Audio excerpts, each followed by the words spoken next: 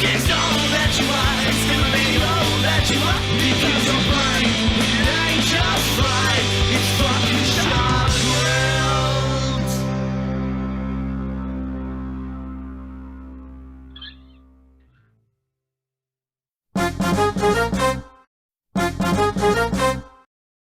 remember Tom doing the school musical in grade 6. It was Grease, and I knew I was in strife.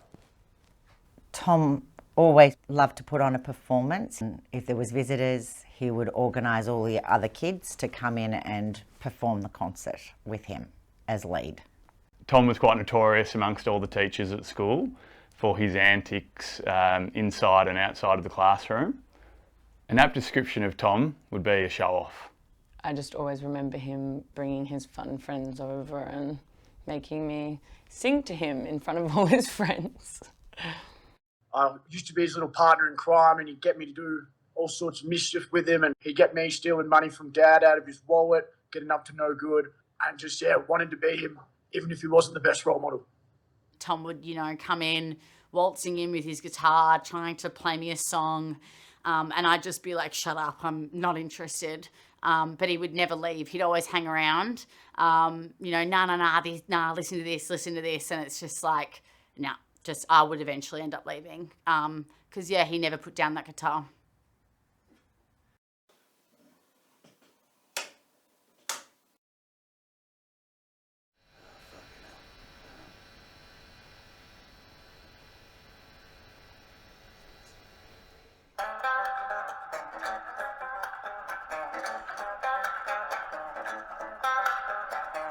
You run for cover, you cry for wolf. You plead I shouldn't, but it made me feel I should. Burn down your mother's house, yeah, I'm a woman, right? I'm gonna break your daughter's heart, I'm gonna make love to your wife. You're going down, down, down, down. How do you cope under the pressure? Sit back and serenade myself. You're just a man, I am a mountain. I'm just giving you what you deserve. You're gonna fucking die.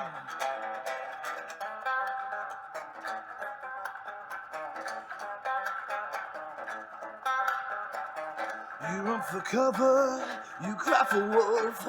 You plead I shouldn't, but it made me feel I should. Burn down your mother's house, yeah, I'm a woman, right? I'm gonna break your daughter's heart, I'm gonna make love to your wife. You're going down, down, down, down. How do you cope under the pressure? Get back and serenade myself. You're just a man, I am a mountain. I'm just giving you what you deserve. You're gonna fucking die.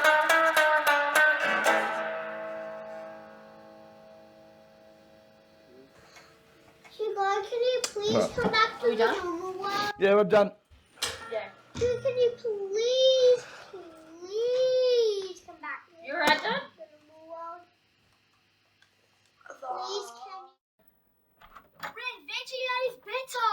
No peanut butter. No, Vegemite. Peanut butter. It's fine. Fine, stinker.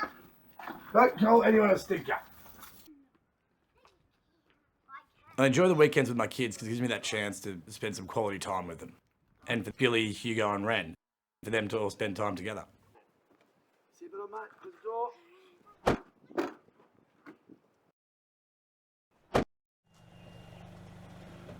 Facts, Dad, facts. You want to tell me a fact?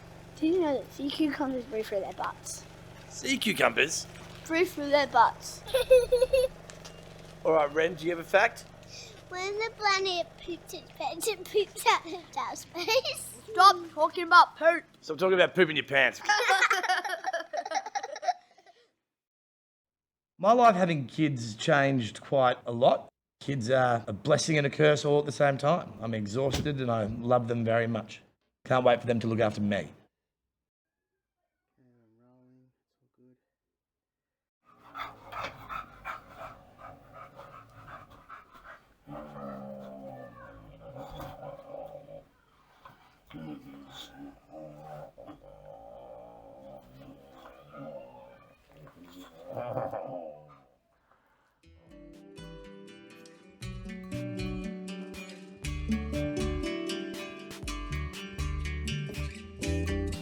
So I live in Abbotsford, I work in Abbotsford, and I suppose I just love Abbotsford. It's the melting pot of everywhere else. We have everyone. We've got the working class, lower class, people really struggling, the Vietnamese community. It's a representation of everyone in Australia. It's not pretentious, it's not overly rough. It is a place for every man and woman, or non-binary person. I really enjoy living so close to the pub. Owning and running a pub can be really stressful. And a walk gives me a chance to clear my mind before the day starts. Get ready to be social. This is the last chance you'll get to say nothing. The walk gives me a chance to have some Tom time. It's the one time of the day that I know I'll like the company.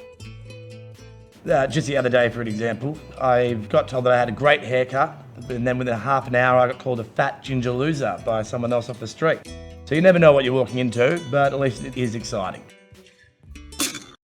As a kid, I always loved performing. I loved doing the drama and the high school musicals and all of that. I love being the centre of attention even now. Stingo Bingo goes for about 2.5 hours. Have a few breaks in between the rounds. Started off a bit awkward with about 30 people just going, not really sure why this guy's dancing at me. Now we book out most of the year, 100 people out there. Yeah, the crowds get bigger and bigger.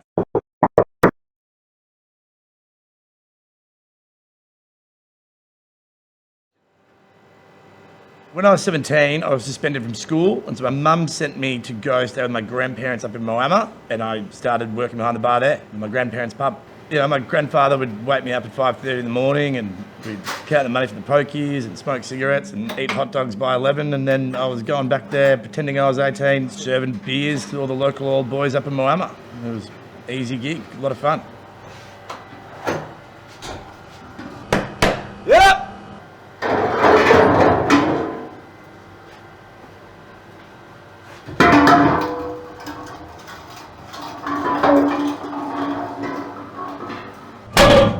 When I was studying, I would work at the London Tavern and then worked at the Carringbush. And after a while, I thought I really liked this, moved up into being a duty manager, then a manager, and then an ex-boss of mine started looking for a place of our own, and we came across here, this Stingo. I've been at the Stingo for 7 years so far.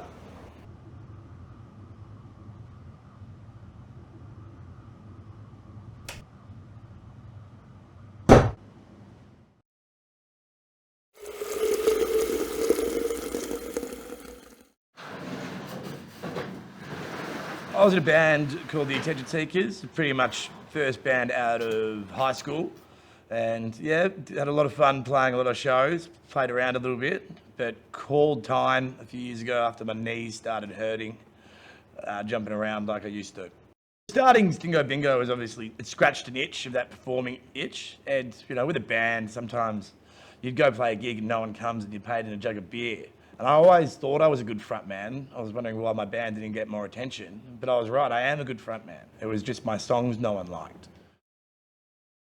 I stole the concept of Stingo Bingo. I was up in Bendigo on a pub on a Monday night about 6 o'clock, and there was a room full of geriatrics, and they were playing a game of musical bingo, and it was all very old songs, Elvis Presley, and very sombre, and they were ticking their bingo cards. And I thought I could do this and make it a lot more boozy and debaucherous. With Stingo Bingo, it's all the songs that just surprise you. There's some brand new songs by like Miley Cyrus or Taylor Swift that people that are grandmothers know every single word to. At the same time, there's kids fresh out of high school that know every word start to finish of, let's say, Four Non-Blondes in the 90s, even further back to some Rolling Stones songs or some 80s ballads. Or fresh out of high school, some of the girls know every word to I Touch Myself by the Divinals. It's music, it just comes back. Everyone knows it. They've learnt it off their mums or they've learnt it off their kids, and yeah, they're all getting together. Three of the most popular songs I'd say that just kind of transcend every age bracket would be Tainted Love by Soft Cell, Kiss from a Rose from the 90s, and anything Taylor Swift, doesn't matter, your grandmother to your dog knows it. The voice by Johnny Farnham, it's like Waltzing Matilda. It's more Australian anthem than it is a song at this point, so everyone knows it and everyone gets around it big time. I'd chuck horses in the same boat as well. It's actually great, so having the oldest child being 12 now, who's seen from when I was playing in bands all the way to Stingo Bingo now and gauging at each of the ages, because she went from the age that was so exciting, dad's like a rock star, to, oh my God, my dad doing this Stingo Bingo, my dad's the coolest guy ever, to now my dad is so cringe and I'm embarrassed that you do this, you're supposed to be a grown-up.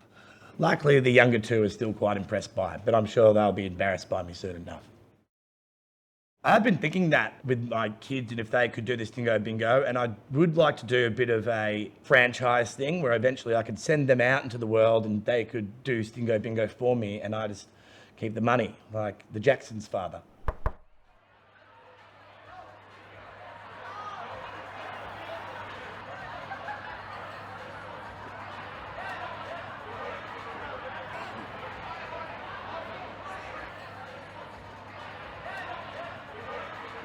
Who's ready for Stingo Bingo?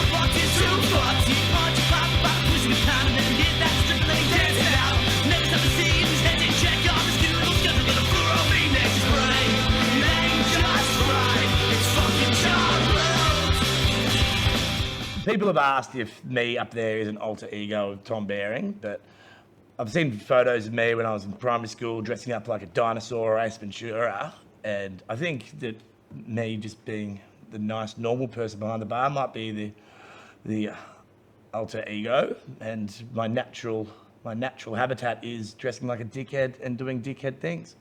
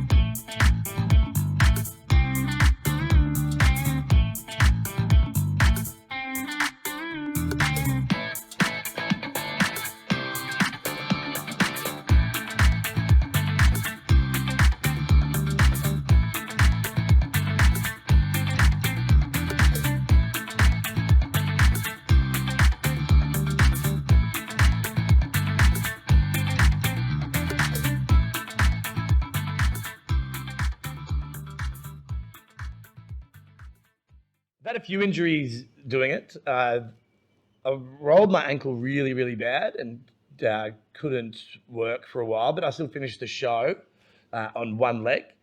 And another time I fell off a table and smashed my head, got a few stitches in the back.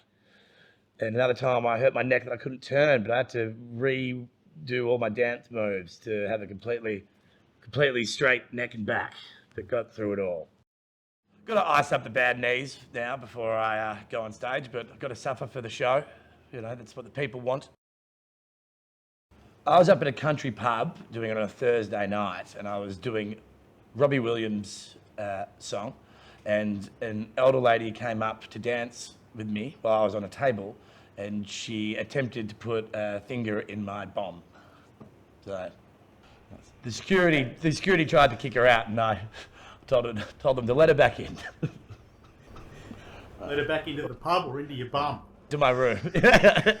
Yes. That would be one of the funnier ones I've had.